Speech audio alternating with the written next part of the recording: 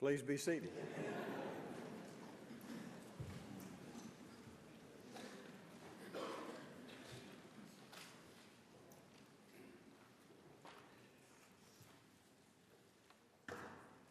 Lieutenant Governor Ivey, Speaker Hubbard, President Marsh, distinguished guests, members of our Alabama Legislature, Chief Justice Moore, and members of our Supreme Court, and my fellow Alabamians. 22 years ago, Alabama stunned the world when one of the most advanced auto manufacturers in the world chose our state for its first U.S. assembly plant. The men and women elected to Alabama, so determined to change our state for the better, made a bold move, and they never looked back. They knew that they would be questioned and criticized about the unprecedented incentives that they offered to Mercedes. And they were. But undeterred by critics, our state leaders knew that if Alabama was to ever earn the reputation of a great place to do business, they had to make a move. They knew that if the 4 million Alabamians who elected them would ever have the opportunity for greater economic prosperity, they must act. They knew what needed to be done to change our state and to help our people for generations to come. That pivotal moment in 1993 launched Alabama's growing and prosperous automotive industry, and our state has never been the same since. In just 2 decades, Alabama would become home not only to Mercedes, but Honda and Hyundai and Toyota and numerous suppliers. Billions of dollars would be invested in our state's economy. Tens of thousands of hardworking men and women would find well-paying jobs, transforming their lives and those of their families. And the nation would come to see Alabama as a premier model for advanced manufacturing recruitment. One bold move had a lasting impact on our state. Last year, nearly 1 million automobiles were made by the skilled hands of hardworking Alabamians. Our great state produced nearly $6 billion worth of vehicles last year alone. Since that first Alabama-made SUV rolled off the assembly line 17 years ago, vehicles have remained our state's #1 export. 99 countries today have cars on the road that are made in Alabama. Our state is now home to a fast-growing aerospace industry. Nearly 400 aerospace companies employ Alabamians. And next year in Mobile, where we created thousands of jobs, the first Alabama-made Airbus airliner will take off. We have recruited over 63,000 new future jobs to this state since 2011. Alabama's unemployment rate is the lowest it has been in 6 years. And our economy supported more jobs than it has since 2008. Companies worldwide know Alabama as a state willing, ready, and very able to work hard to make our state a great place to live and to work. I've met our people. I've been to their homes. I've been to their workplace. I've been to their churches and their schools and their main streets and their backyards. And they, like me, want so badly to see Alabama grow and to prosper. In Vernon, Alabama, almost the entire town turned out on a sunny day last October to celebrate the opening of K&S Lumber. With some state resources, the town of 2,000 people cleared a field of pine trees for a future industrial park. The lumber company was the first business to open there. How many people were getting new jobs at K&S Lumber? 11. And it may not be the largest economic development project in the state, but it is an example of the optimism of our communities and the ability of our state to do whatever it takes to create jobs, whether it's 4,000 jobs at Mercedes or 11 at K&S Lumber. Since Alabama won the battle for Mercedes, all southeastern states have become much more aggressive in their efforts to compete for jobs. This year, we must pass new legislation that will make sure Alabama remains a leader in recruiting new industry and in helping our existing businesses, both large and small, and by encouraging investments that lead to greater future economic opportunities. To do this, we have worked with local economic developers and national experts to help us update and improve the incentives that we use to recruit new industries. This session, we will introduce the Made in Alabama Accelerate Alabama Jobs Incentive Package. Our current incentives are 15 years old and they're out of date, and they're 100% dependent on borrowing money.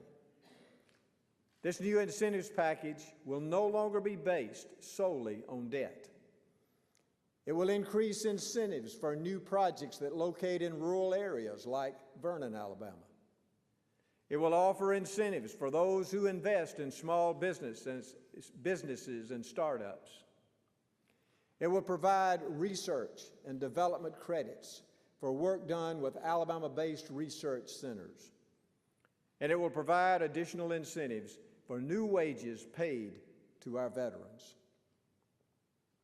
The Alabama Legislature has always played a critical role in helping to make sure our state is a leader in economic development. And passing the Accelerate Alabama Economic Incentive Package will ensure Alabama remains a leader. Passing the Accelerate Alabama Jobs Incentive Package will once again make sure that Alabama leads the nation in the recruitment of high-skilled, well-paying jobs the people of our state need and deserve. There is nothing more important to our state than job creation. And having students who are college and career ready is one of the critical components of economic development. The Alabama Workforce Council, made up of Alabama's world-class industry leaders, will be important to building and maintaining high-quality partnerships between industry, education, and workforce training institutions. And I want to thank the members of the council for helping to prepare Alabama's workers for high-wage and high-demand careers. Last fall, we announced a statewide effort to assist small business owners and entrepreneurs. Small businesses create 3 out of 4 jobs. There are approximately 400,000 small businesses in Alabama, and last year, over 5,000 jobs were created by our small businesses. Last fall, we launched the Alabama Small Business Commission and Atlas Alabama, which help identify all resources available to small businesses and bring them under one roof. This commission is made up solely of small business owners and will encourage innovation and promote policies to help new businesses and to allow small businesses to give state government ideas and suggestions to help their businesses grow. Our people need the opportunity for good jobs, and our young children must have the opportunity to get a strong foundation for learning. I want every child in the state to have the opportunity to get a quality, first-class pre-K education. Our first-class pre-K program is one of the best state-run programs in the country. Last fall in Alabama, more than 7,000 4-year-olds across the state were given the opportunity to go to preschool for free. And for the 8th year in a row, Alabama's first-class voluntary pre-K program is one of only 5 in the country that met all the quality benchmarks set out by the National Institute for Early Education Research.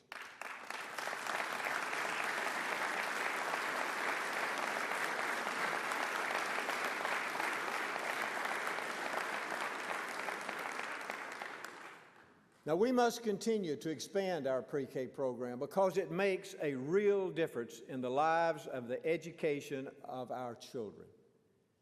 Last year, children who attended our first-class pre-K program were less likely to fail a grade in school. And across all grades, they consistently scored higher in reading and in math than those who did not attend. Yet, only 12% of our 4-year-olds in Alabama have access to first-class volunteer pre-K. That is why, once again, we must continue to increase funding as we continue to expand this opportunity. I want every parent to know that at the end of my term, there will be a first-class pre-K classroom available for their child.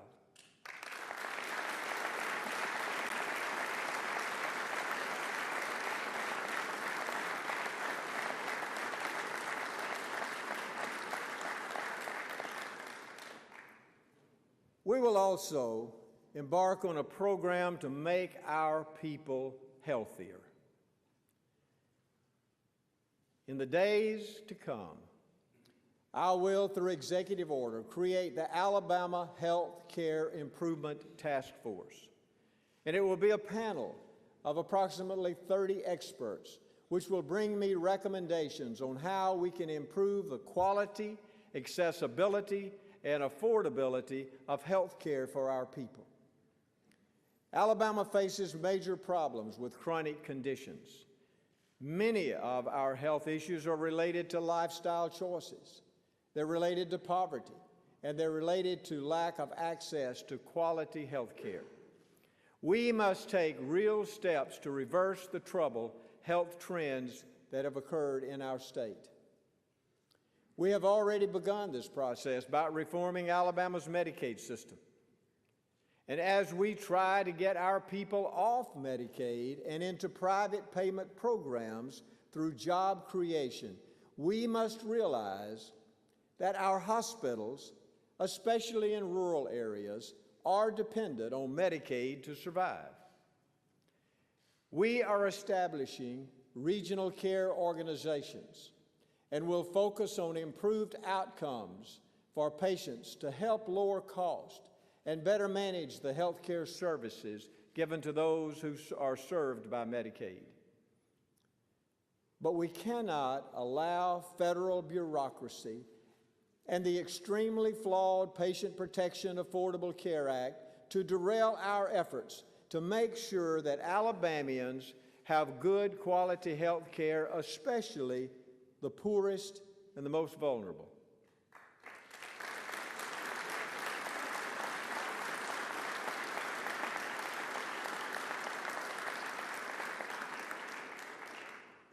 As a physician, I know the health care needs in Alabama, and we intend to create solutions that are specific to the needs of Alabama's people.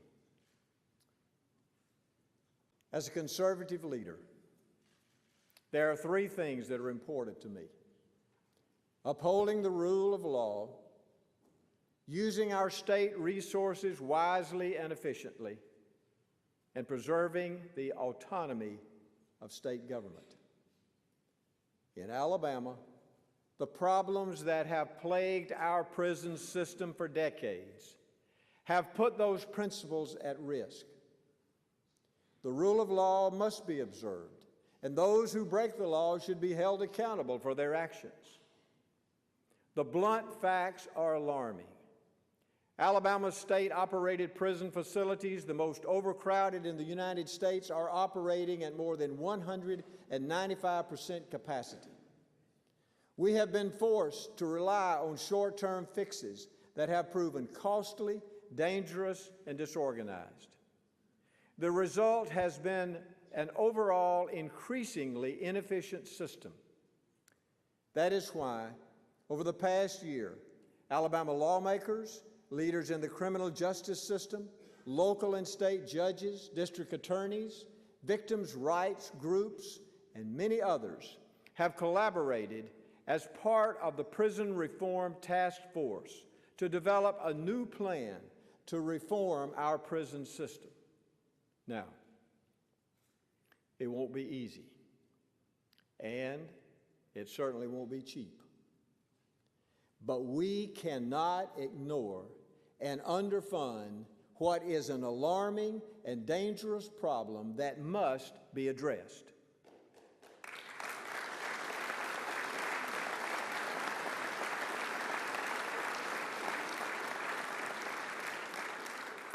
As leaders of this state, chosen by the people that we serve, we are elected to solve problems, not pass them on to someone else or to future generations.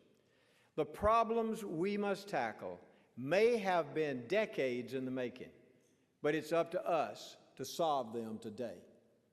We must have the insight to recognize what has to be done, and the willingness, the desire, the courage, and the boldness to do it. We have seen this for the last 4 years as we together have worked to make our government run more efficiently and to reduce spending and to save the hard-earned tax dollars of the people of this state. 4 years ago, I stood before you at this podium and I said, Alabama state government must live within its means. We must do a better job of prioritizing our resources to get the most out of our state expenditures. And that's exactly what we've done. And this legislature has been leading the way. Together, we took on the challenge of a state budget propped up with the federal stimulus dollars that camouflaged the excess spending and the waste and the inefficiencies that drained our badly needed resources. We cut, we trimmed, we closed, we consolidated, we did without, we made sacrifices. We asked our state agencies to do more with less. We even asked our schools to make choices between teachers and textbooks. 4 years later, the results are remarkable. The size of state government has shrunk by 12%. We've reformed Medicaid, we've consolidated the state's law enforcement agencies, and we've overhauled our information technology system. We've passed a balanced budget each year, and we've saved Alabama taxpayers over $1.2 billion annually.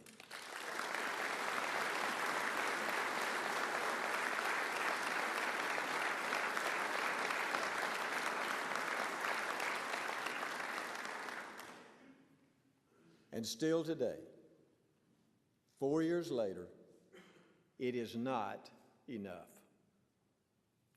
We have a $264 million combined shortfall in our general fund and education budgets. Our state is in debt. We owe millions to the federal government. We owe millions to the bank. We owe millions to our taxpayers by way of a borrowed-out rainy day fund. As the men and women elected and accountable to the hard-working taxpayers, we must give them a more efficient, effective, and accountable government. Because of our debt, and because there is no growth money going into our general fund, we cannot adequately pay for and provide the basic essential services to our people. We must break the cycle of draining our savings accounts to prop up the general fund. We must break the cycle of borrowing from our education fund to prop up the general fund. And we must break the cycle of budget shortfalls year after year. We must do what every family in Alabama does every day, and that's live within our means and manage our finances wisely. But we must have adequate means. If we are to solve our financial problems for future generations of Alabamians, we must act today. Like the hard-working men and women of this state, I want more for Alabama than just maintaining the status quo. And I believe we all do.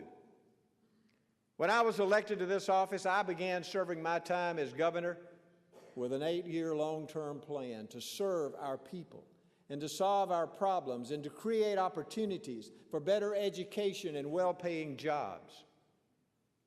We made those deep cuts and have saved billions. And we will never stop working to make sure state government lives within its means. And we will continue to grow our economy with well-paying, highly skilled jobs. Now, as we look to the future, we must take the steps necessary to help get our state out of debt and find secure financial footing. Revenue must increase. There must be growth money in the state's general fund. The budget that I will send you contains specific solutions. If we are to pay our debts and cover the shortfall and create a stream of growth revenue for our stagnant general fund, we must look to increase our revenue. We must look at all sources, and we must tax fairly. I've been a conservative Republican my entire life, and tax increases are not my ideal solution. Taxes, though, should be fair among all people.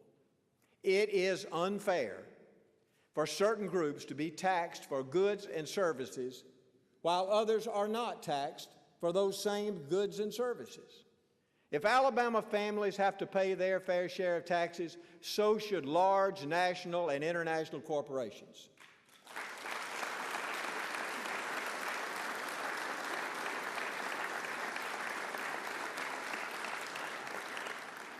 Almost 2/3 of the corporations operating in Alabama pay zero income tax. I'm going to let that sink in a minute. Of the 3,000 Fortune 500 corporate tax returns filed in Alabama, almost 58% paid no income tax to our state. By requiring combined reporting, we will eliminate that loophole. The budget I will send you will contain 8 separate tax increase proposals, which are fair and are necessary for a total of $541 million in estimated increased revenue. Now, we must also free up funding so that our legislature can better manage where the money goes. 91% of our state revenues for both budgets are already earmarked. Alabama has the highest percentage of earmarks in the country by a huge margin. I will propose we unearmark some of those funds so that we can better determine the needs for our state and steer the taxpayer dollars where they will best be used. The plan I am proposing will replace those funds that we unearmark and create more money in the Education Trust Fund.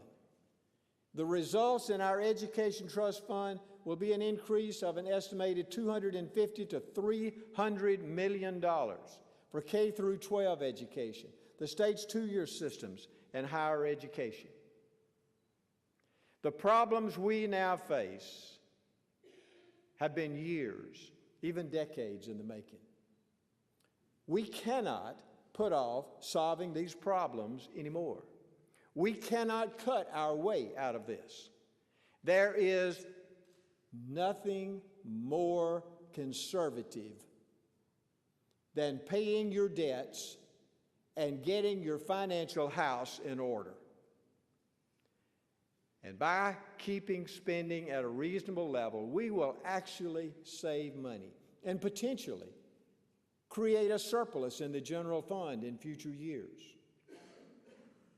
The problems we face may not have been ours to make, but they are ours to solve. We must continue to create opportunities for better education and better jobs and a better way of life for our people. By 2020, 250,000 servicemen and women will be exiting the military and returning to Americans' communities. In Alabama, the unemployment rate for our veterans is 7%. Through our newly created Alabama Veterans Network, we will work to make sure our veterans are able to find the jobs that they need and deserve.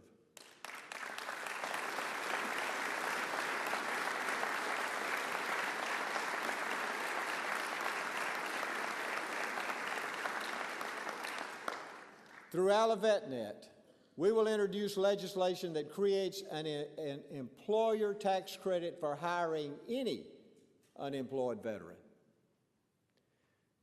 We will do everything that we can to serve the men and women who have risked their lives for our freedom. This year, we will also introduce legislation that will give Alabama's foster children tuition scholarships to our state's public two-year colleges and universities.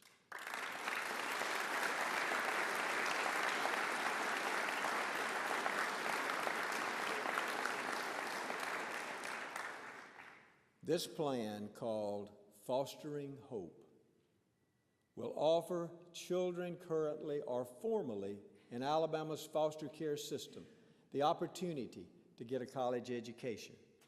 By meeting certain requirements, foster children who may not ever attend college will be given the opportunity for a better future.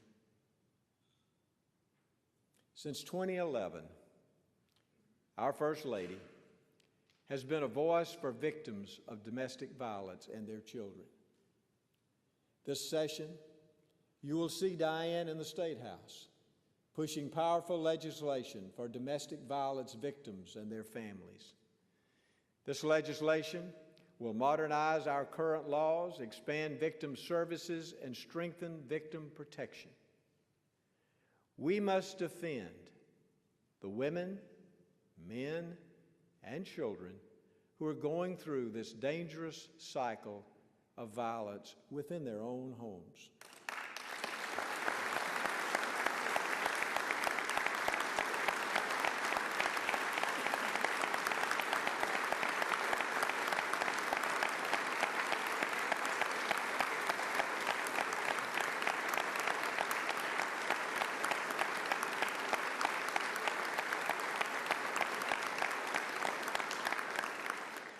And I hope that you will join me and members of my administration in our proud support of Diane in her effort to protect Alabama families from domestic violence. Every day when I wake up, I thank God for the opportunity that He's given me to serve the people of this state. And I am grateful for the privilege and the honor of serving the absolute greatest, hardest working, loving, caring, and toughest people in the world. The people who make up this great state. The people who proudly call themselves Alabamians. One thing I've always known about our people, and it has proven true during my time in office, they do not back down from a challenge.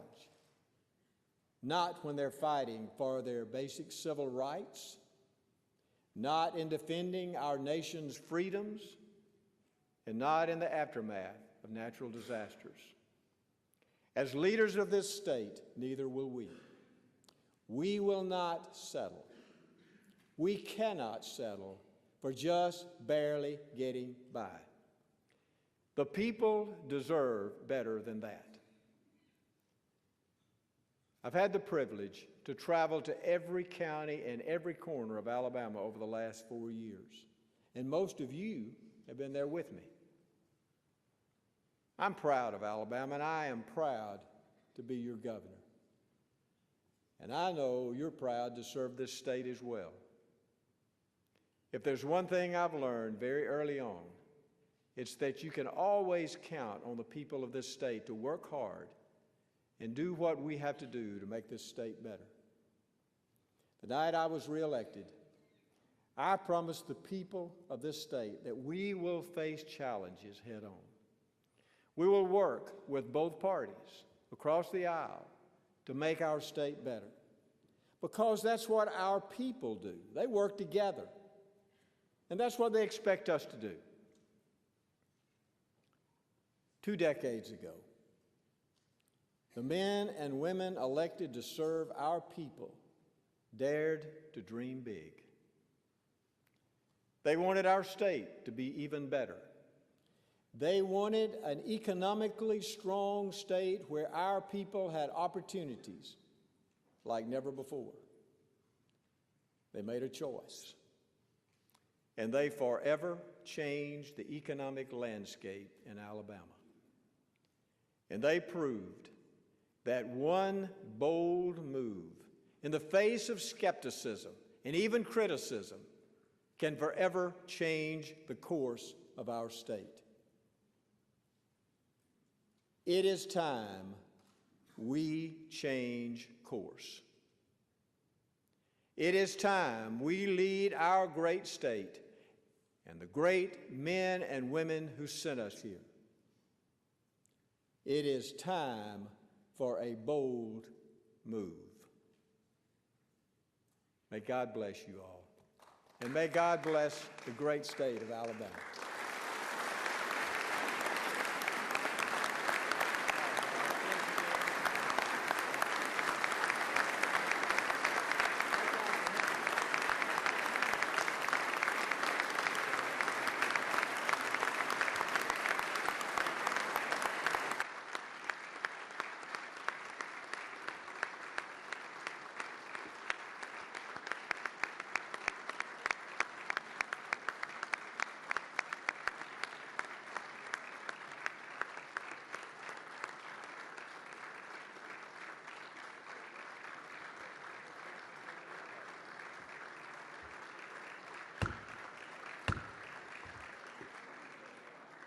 The purpose for which this joint session was convened is now concluded. The joint session stands adjourned.